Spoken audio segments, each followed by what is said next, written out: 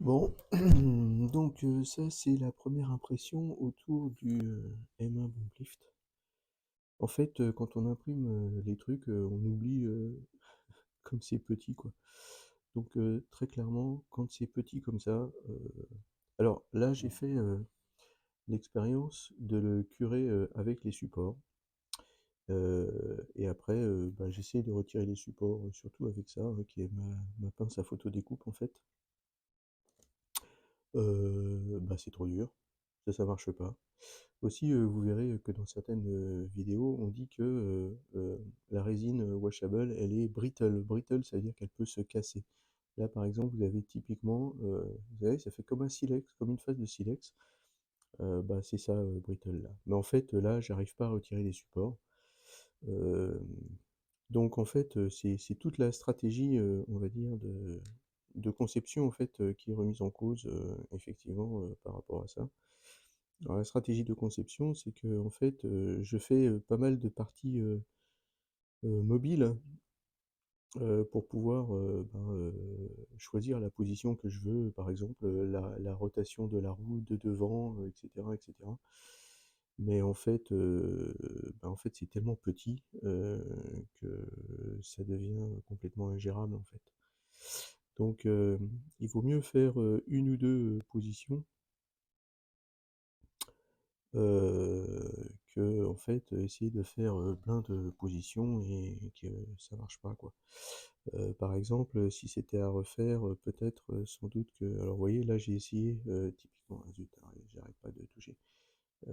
Là j'ai essayé de on va dire de dégrapper et puis, bah, voilà en fait, c'est, la pièce qui est cassée et pas le et pas le support. Voilà, ensuite, on voit que sans doute, je n'ai pas besoin de support là autour de ça là, donc je mets beaucoup trop de support en fait, pour ces petites pièces. Quand on fait des ailes et tout ça, on a besoin de beaucoup de support, mais quand on a des pièces qui sont aussi petites que celle-là. Après, si vous voulez, du coup, ça voudra dire que, en fait, donc là, tout au bout, là, il y a des écrous. D'accord? Vous voyez là? Ouais, il y a des écrous. Voilà, qui doivent rentrer dans les roues pour permettre en particulier de les mettre sur le yoke, sur l'étrier de devant. Bon, ouais, c'est bien trop compliqué tout ça. C'est bien trop compliqué tout ça. Par exemple, celle-là, jamais j'arriverai à les retirer, quoi. Moi, je pense. Bon, mais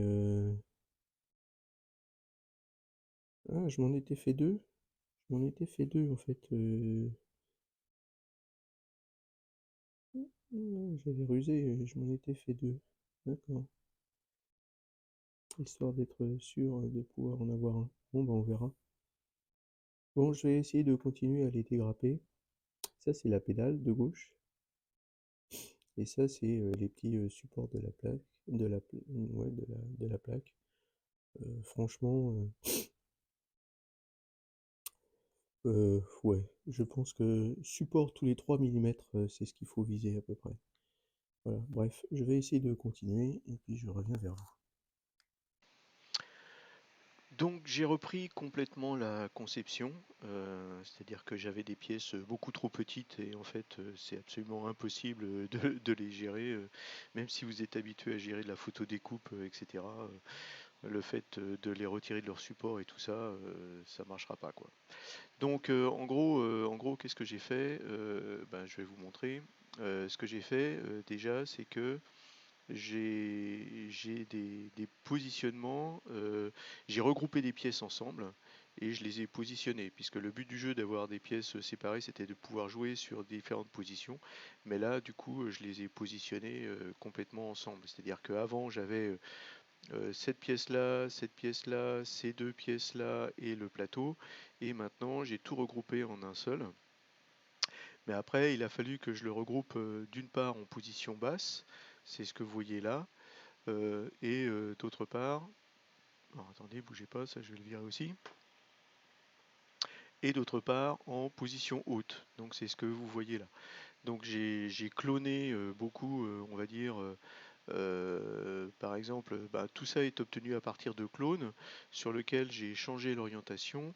j'ai changé la position de telle sorte d'avoir, on va dire, soit le plateau en position basse, soit le plateau en position haute. J'ai utilisé beaucoup le plateau en position basse, évidemment, par rapport au complete carte, etc., pour être sûr que on va dire, les axes, etc., rentrent bien, là en particulier, là vous voyez, rentrent bien dans cette échancrure-là, que ça se passe bien d'un point de vue hauteur, etc., et que aussi ça se passe bien aussi, vous voyez qu'il y a des petits écarts là, donc ça veut dire que ça pourra passer et que effectivement par rapport à cet positionnement là aussi ça passera bien, etc., quoi. Donc j'ai vraiment utilisé ça pour faire donc encore une fois on va dire la position haute et la position basse. Ce que j'ai utilisé aussi pour la handle, donc la handle en position basse, d'accord. Avant j'avais deux écrous là, la handle et la tête de mât. Donc maintenant tout ça c'est devenu une seule position. Euh, j'ai réglé un petit peu, on va dire, la position de tout par rapport à un terrain que je me suis, donc c'est une plaque hein, que je me suis bien, voilà. Donc si jamais on voit que avec par exemple la right wheel et la front wheel in place, etc. Donc par rapport aux roues et tout ça, j'ai fait comme si j'avais un terrain, quoi, on va dire, et j'ai fait en sorte que ça, bah, ça mange un peu dans le terrain, mais c'est fait un petit peu exprès. Et donc j'ai réglé, on va dire, c'est la positionnement et l'angle par rapport au mât, etc., par rapport à ça.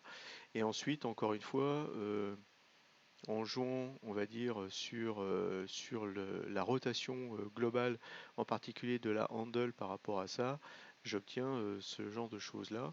Donc ça, c'est la position haute, hein. Si jamais vous vous souvenez bien, la position haute, c'est quelque chose qui est en fait est à peu près compatible avec ce qu'on voit dans le musée, etc.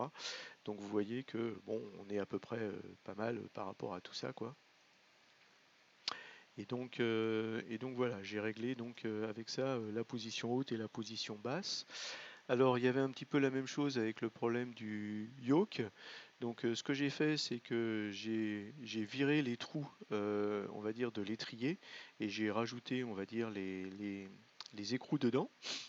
Et en fait, ben ça, ce que ça m'a permis de le séparer en deux parties, hein, le yoke left et le yoke right. En gros, il faudra que ça pourra être inséré dans la roue, voilà. Et une fois que ce sera inséré dans la roue, eh ben, je pourrai les coller et insérer ça dans le kart lui-même. Et donc tout ça, ça me permettra effectivement d'avoir beaucoup moins de pièces à gérer et de pouvoir, on va dire, ben, gérer, on va dire, la chose comme ça. Voilà, donc ça c'est pas yoke left, c'est yoke with screws, et voilà. Donc j'ai laissé cette poignée-là